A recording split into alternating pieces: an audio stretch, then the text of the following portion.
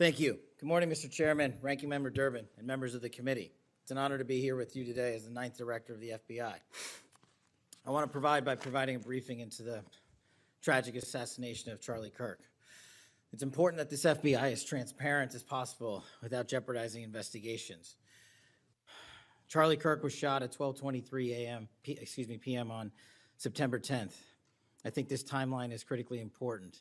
Less than a day later, the FBI, at my direction, released the first set of images of the suspect that we captured based on our analysis on the ground.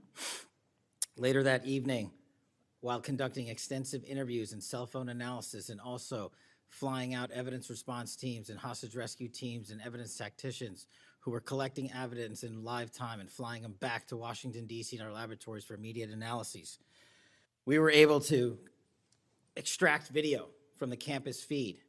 And at my direction at 8 p.m., in partnership and promise to working with the public to bring this fugitive to justice, we released a newly, never before seen video of the suspect. We also released new enhanced photos of the suspect. A few hours later, that suspect was in custody, pursuant to the interrogation of the suspect's own father, who stated, that's why that suspect is in custody. We cannot do our job without the American public and credible reporting in the media, and that's why Tyler Robinson is in custody today, about to face charges. The last time I appeared before this committee was in January for my confirmation hearing. I told you then that if I were confirmed, I would provide and do everything I can to provide a safe and secure America. I promise to provide the courageous men and women of the FBI the tools and resources they need to crush violent crime and defend the homeland. I pledge myself to commit to full transparency, oversight, and accountability so we could restore the public's trust in the FBI. And that's exactly what I've done. Under this administration, the FBI has arrested more than 23,000 violent criminals. That's more than twice for the same time period from last year alone.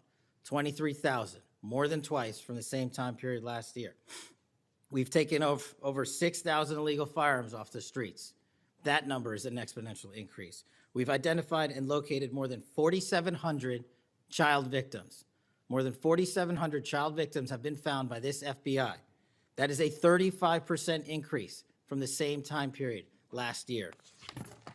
1,500 child predators have been arrested. That's a 5% increase from the same time last year. 300 human traffickers have been arrested. That's a 10% increase from the same time last year. Over 350 members of Tren de Aragua, foreign terrorist organization, have been arrested, and we have 42 ongoing cases. That is a 250% increase from the same time last year. Those are just some of the things the FBI is doing differently and better because we are leading the mission to crush violent crime and defend the homeland. We have also captured four top 10 fugitives from the FBI's top 10 most wanted list. To put that in perspective, that's the same amount I've captured in 7 months than my predecessor did during the entirety of the Biden administration. Those are real results, and the credit is to the men and women at the FBI. We've been able to achieve these results because the FBI recognizes violent crime doesn't just happen in Washington, D.C. That's why one of my first decisions as a director was to get the people, the Bureau's professional staff, out to the field. And we've done that with great speed. And every single one of your districts and states has received a plus-up of FBI personnel, agents, and special operators to the tune of almost 1,000. We did that because crime had unexpectedly and unacceptably exploded across the country. In fact, one of the stats that the American people should thank the FBI the most for is we are on track to have the lowest murder rate in modern American history. The lowest murder rate by double-digit percentages. A major factor in the drop of this violent crime is the FBI's flagship Operation Summer Heat. We use this initiative at the direction of the President and the Attorney General, surging resources to our major and mid-major cities across America, conducting intelligence-based operations to target the worst of the worst, to target the gangs, to target the transnational organizations, to target the TCOs, and to target the drug trafficking cartels. And we have taken them out city by city. There's a lot of work left to be done, but we're off to a great start. Just ask the citizens of Seattle, Miami, Memphis, Charlotte, Chicago, and so many more places. Specifically in New Orleans and Nashville alone, there has been an increase in the number of violent crime arrests by an average of 250% for each of those cities. And there has been a drastic reduction in crime across the board in mid-major cities across this country, thanks to the men and women of the FBI. How are we doing that? We are attacking the drug epidemic. We've seized nearly 1,000 kilograms of meth and cocaine off the streets of America. We've taken over 1,600 kilograms of fentanyl off the streets. Maybe one of the greatest achievements we have this year, 1,600 kilograms of fentanyl. That's a 25% increase from the same time last year. To put things in perspective, that's enough fentanyl to kill a third of the American populace, 115 million Americans.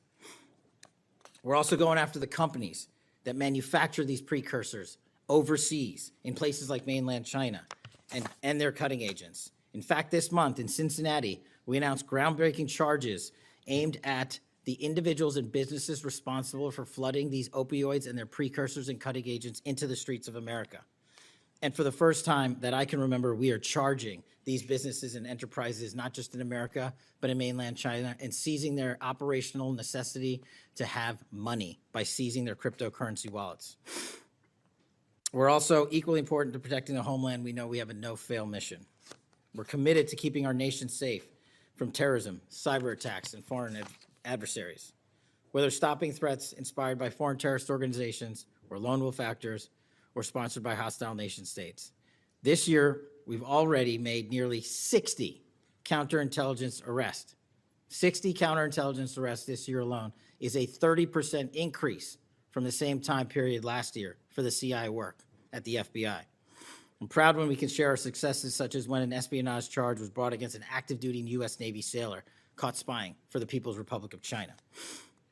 But I want the American people to know the FBI is protecting the homeland from foreign adversaries in a way that will never make the news, and a lot of the good work that they do will never be able to discuss in this setting.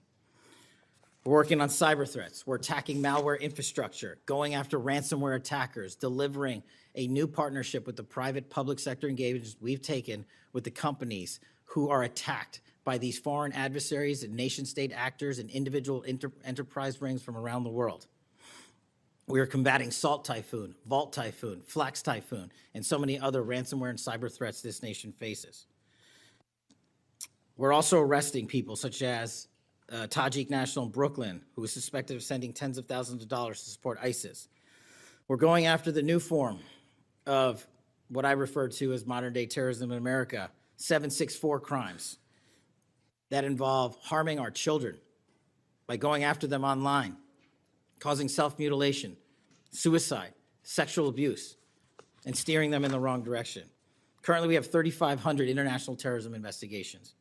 Specifically, we have in this country 1,700 domestic terrorism investigations, a large chunk of which are nihilistic violent extremism, NVE. Those who engage in violent acts motivated by a deep hatred of society, whatever that justification they seem is. The FBI has seen a 300% increase in cases opened this year alone versus the same time last year.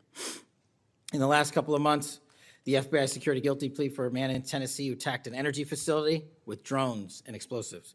We secured the indictment of a violent Sinaloa cartel faction leader in Chicago on narco-terrorism charges. Our folks in Sacramento collaborated with domestic and international partners to secure a guilty plea for a leader of a transnational terrorist organization who solicited the murder of federal officials. But the Bureau's job is not done. I'm committed to this transparency. Mr. Chairman, you alluded to our work with Congress. To date, in the 7 months that I've been FBI director, we have produced 33,000 pages to the United States Congress, 33,000 pages. Just to put that in perspective, my predecessor in his 7-year term issued 13,000 pages to Congress, and his predecessor in his 4-year term issued 3,000 pages to Congress. I've issued 33,000 pages in 7 months, and we're going to keep going. I'm dedicated to restoring the trust that the public has and needs in the integrity at the FBI, and it's being done every day by the men and women of the FBI. Now, I know that there's a lot of talk about Epstein, and I'm here to testify that the original sin in the Epstein case was the way it was initially brought by Mr. Acosta back in 2006. The original case involved a very limited search warrant or set of search warrants and didn't take as much investigatory material it should have seized. If I were the FBI director then, it wouldn't have happened. The search warrants were limited to small time periods to include 2002 to 2005 and 1997 to 2001. Mr. Acosta allowed Epstein to enter in 2008 to a plea and non-prosecution agreement, which then the courts issued mandates and protective orders legally prohibiting anyone from ever seeing that material ever again without the permission of the court. The non-prosecution agreements also barred future prosecutions for those involved at that time of those individuals. Still, this administration, at the direction of President Trump, has done more to turn over all the credible information we are legally able to do so, and we will continue to work with Congress to achieve that end. Under the direction of the President, thank you for your support for our mission to working to jointly deliver transparency and congressional oversight to the United States. Lastly, I want to close with the President's initiative here in Washington, D.C., as an example of what we're doing around the country.